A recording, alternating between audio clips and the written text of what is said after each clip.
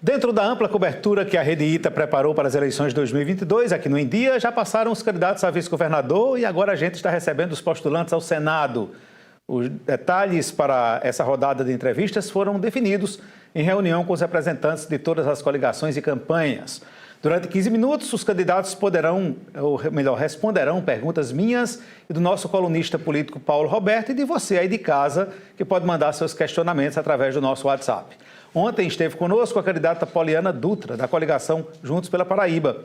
Hoje é a vez do candidato André Ribeiro, do PDT. Vamos a um breve perfil do nosso entrevistado. André Ribeiro Barbosa é pai de 3 filhos, esposo, advogado, professor de Direito Legislativo e ex-coordenador executivo do Planejamento Estratégico de Campina Grande e região. Participou desde muito jovem dos movimentos estudantis, lutando pela melhoria das condições das universidades paraibanas. Como profissional e figura pública, André foi o responsável pelo marco legal que trouxe a maior operadora de telemarketing do Brasil para a Paraíba, além de ensinar advogados, parlamentares e assessores a arte de fazer leis e atos normativos.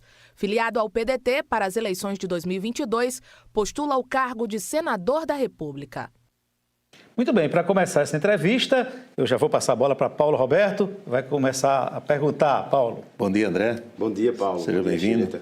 Tudo em paz? Tudo em paz, graças a Deus. A sua candidatura pode ser considerada uma candidatura avulsa.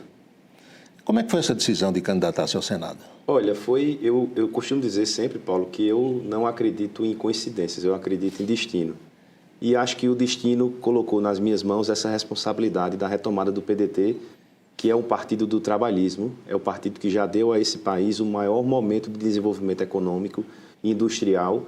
E hoje eu tenho essa convicção que eu tenho a obrigação de fazer com que você que está em casa, né, que sempre reclamou da falta de opção para o Senado, que sempre reclamou que o Senado é apenas um lugar de alguém que abusou do cargo de deputado federal, de alguém que não pode mais ser governador, de alguém que simplesmente quer dizer que vai fazer alguma coisa tendo sido prefeito. Não, o cargo de senador é para mudar a vida do povo, é para representar o Estado brasileiro, no caso, a Paraíba. E eu estou aqui para representar um projeto nacional de desenvolvimento. E que perspectivas você considera nesse, digamos, cenário de tantas cobras criadas? A perspectiva que eu tenho é a que eu já estou começando a perceber. Eu fui o último candidato a ser confirmado, portanto, larguei atrás, mas graças a Deus a gente tem uma militância muito aguerrida. Eu tenho participado dos debates, Paulo, e para minha, assim, surpresa e tristeza, eu fui o único que apresentou propostas nos debates. Os candidatos simplesmente falam dos temas de forma, sabe, aberta. Eu sou a favor do meio ambiente, eu sou contra a corrupção, certo, mas é a favor como? O que é que você propõe para o Estado, né? Então, isso é que é importante para o povo de casa entender e compreender que o Senado não é lugar para uma herança política. O Senado é um lugar para vocação política. E essa vocação eu quero exercer e vou fazer e vou mostrar para a Paraíba que é possível ter um candidato ao Senado com qualificação para a função.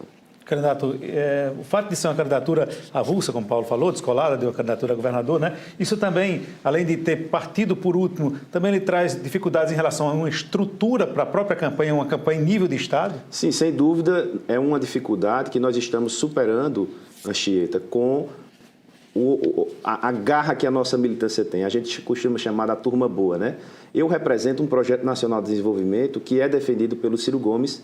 Eu sou o senador do Ciro Gomes aqui na Paraíba e nós estamos levando isso através não só das redes sociais, mas também através dos núcleos que em cada cidade, eu sei que a Rede ITA vai até o sertão, né? Eu já morei em Souza, para quem não sabe, fui estudante, comecei meu curso de Direito lá na cidade de Souza, aqui mando um abraço para todos que estão nos assistindo, e nós estamos mostrando que André Ribeiro será o senador da educação, o senador que vai apresentar propostas claras para transformar a educação do Brasil e a educação da Paraíba. Estamos superando e, graças a Deus, a campanha tem tido um retorno muito grande.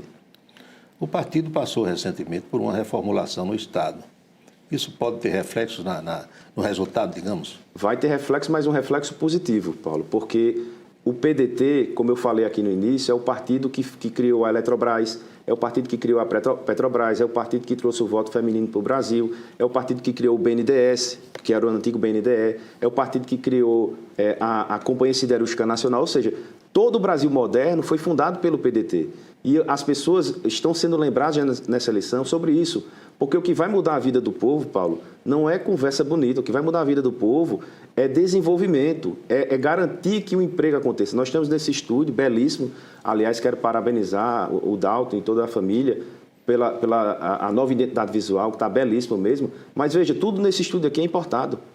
Essa TV, a câmera que me filma, a televisão que você me assiste em casa agora. Isso é sinal de falta de emprego, porque está sendo produzido lá fora, o emprego está ficando lá fora. E é por isso que o Brasil está na situação que está. Então, eu sou senador para mudar essa realidade, para trazer, e já apresento uma proposta que foi meu compromisso, que nós vamos mudar a lei de licitações para garantir que elas também privilegiem o conteúdo nacional, para que uma rede que é fabricada lá no sertão da Paraíba não saia mais cara do que uma rede fabricada na China. É isso que vai mudar a sua vida, não é conversa bonita, é na prática um projeto nacional de desenvolvimento.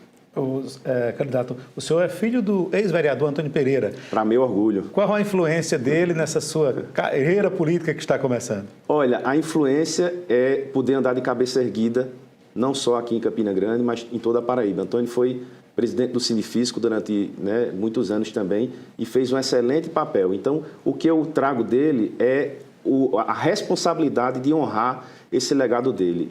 O legado dele não foi ter sido vereador, presidente do Sinifisco. O legado dele é a honra com que ele se presta e onde eu chego as pessoas elogiam. E não estou aqui por apadrinhamento nem por nada. Me neguei a vida inteira a participar da política enquanto candidato, mas o destino me colocou aqui e eu tenho essa responsabilidade.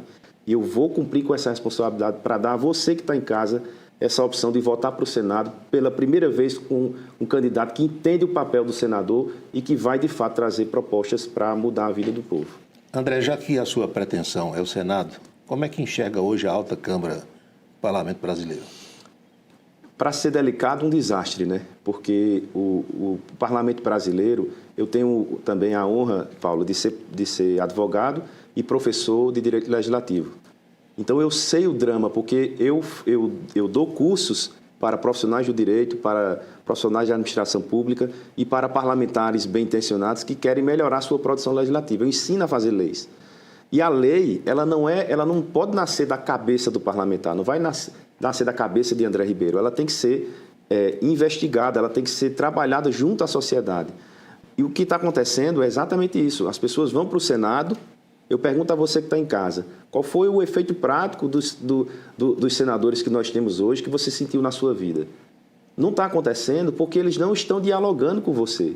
Porque eles não, quando vão propor uma lei, eles propõem da cabeça deles. Eles não fizeram a interação social. Eles não buscaram os movimentos sociais. Eles não buscaram os movimentos empresariais. Eles não fizeram os dois sentarem na mesma mesa para encontrar as propostas que de fato sejam para mudar a vida do povo e não para agradar apenas aquele séquito de eleitores. Então, eu não vou para o Senado para fazer proselitismo para ninguém. Eu vou para o Senado para garantir um senador ativo, consciente do seu papel e consciente de que nós precisamos trabalhar a questão do emprego e da renda, mas também com olho no desenvolvimento social, porque uma coisa não pode estar sem um atrelamento da outra.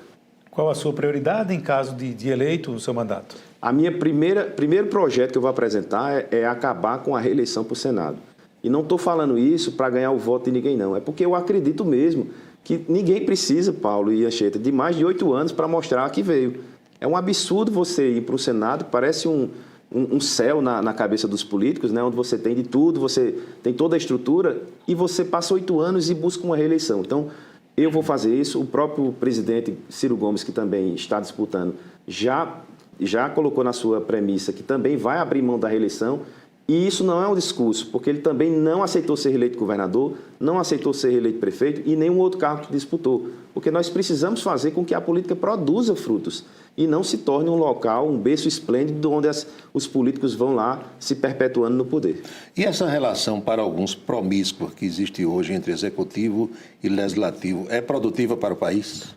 É, mais uma vez, um desastre, né? Porque é uma relação de dependência em que o parlamentar usa do poder executivo para manter suas bases e o poder executivo usa dessa dependência do parlamentar para manter a sua maioria. Nós precisamos recelebrar um pacto federativo no qual os estados e municípios tenham condição de ter mais investimentos para fazer nas suas regiões e que os parlamentares não fiquem dependendo necessariamente de emendas parlamentares, que é o que está acontecendo hoje, inclusive de forma vergonhosa, com as emendas secretas.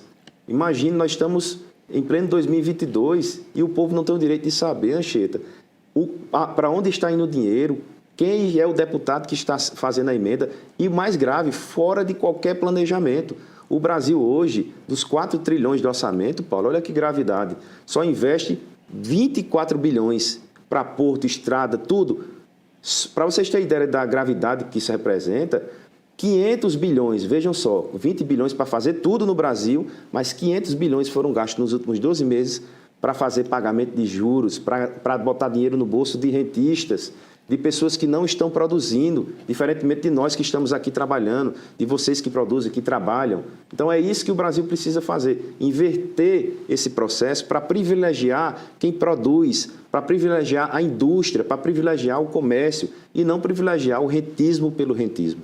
Como é que vai ser como é que está a questão do palanque do presidente Ciro Gomes aqui no Estado? Olha, o presidente Ciro Gomes, ele tem uma plataforma que é o Projeto Nacional de Desenvolvimento e ele sabe que não vai conseguir executar de forma isolada.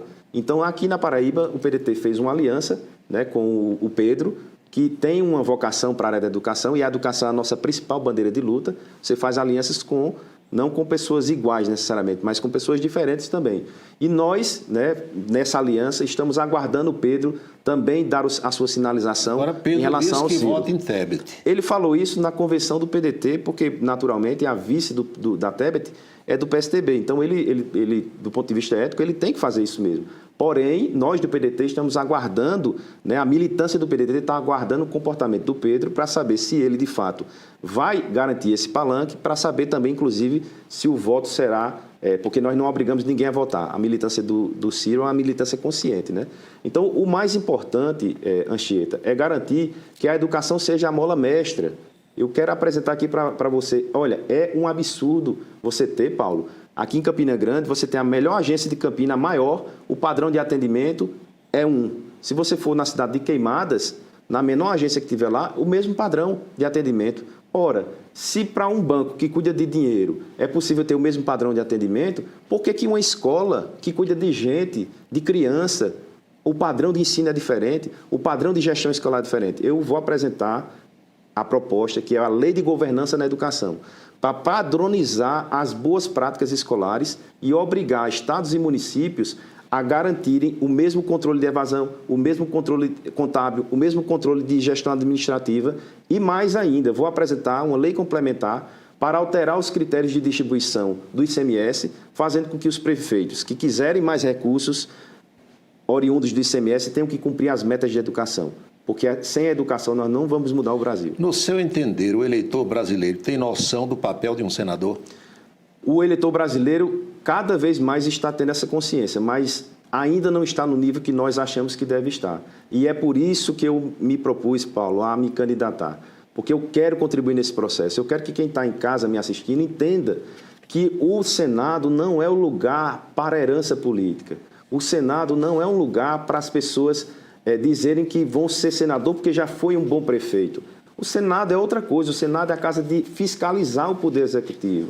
É a casa de representar o Estado que você mora.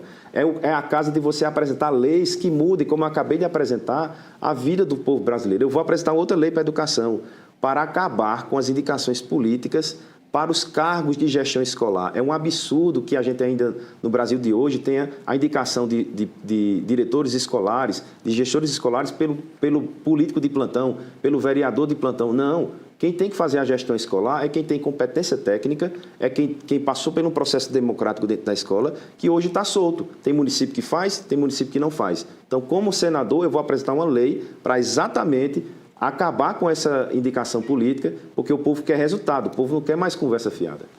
Em relação à questão, o senhor falava há pouco, Paulo perguntava sobre essa relação de executivo, legislativo e tal, né? Sobre o orçamento secreto, qual a sua opinião?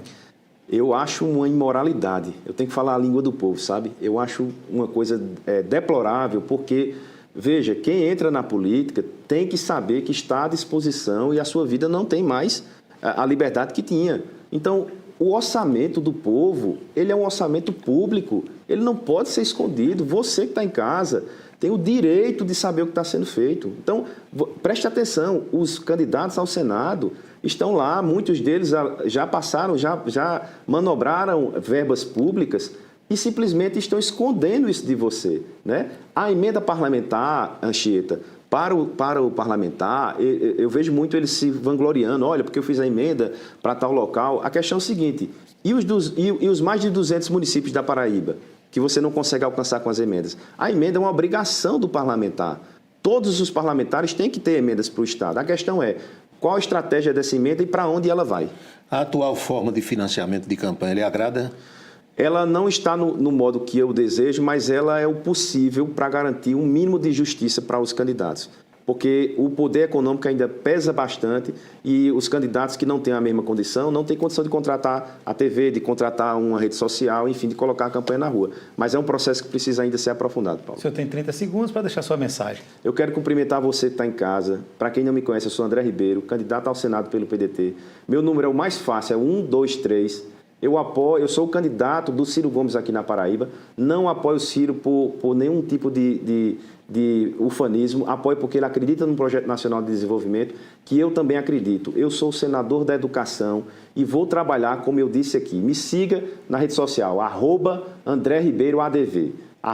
@AndréRibeiroADV. Conto com você e vamos fazer um Brasil diferente a partir de outubro próximo. Nosso agradecimento ao candidato André Ribeiro, do PDT, pela participação na nossa série de entrevistas aqui no Em Dia. Amanhã recebemos aqui o candidato Bruno Roberto, do PL. Chegando a hora de mais um rápido intervalo aqui no Em Dia. A seguir, Saúde de Campina Grande realiza cadastro para a distribuição de equipamentos para testes de glicemia voltados aos diabéticos. E o secretário explica como está acontecendo a distribuição de fraldas geriátricas na cidade. É um instante só.